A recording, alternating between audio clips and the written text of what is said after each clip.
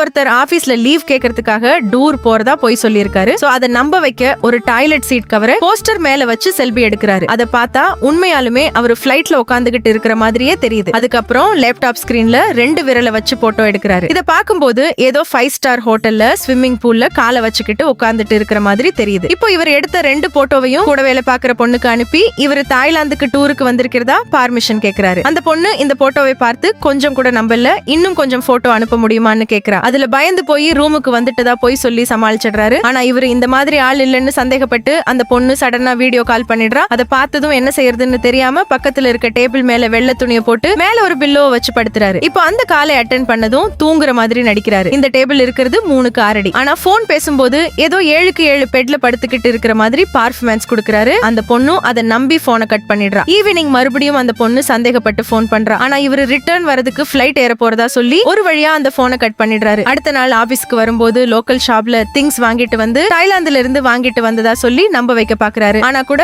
வேலை பாக்குற எல்லாருமே ஃபர்ஸ்ட் நாளே இவர் பொய் சொல்றதை கண்டுபிடிச்சாங்க. இருந்தாலும் இவர் எவ்வளவுதான் பொய் சொல்றாங்கன்னு பாக்குறதுக்காக தான் வெயிட் பண்ணிக்கிட்டு இருக்காங்க. ஆக்சுவலா இதுல என்ன ட்விஸ்ட்னா இவர் தான் அந்த கம்பெனியோட மேனேஜர். இவங்க தொல்லை தாங்க முடியாம தான் இப்படி செஞ்சிருக்காரு.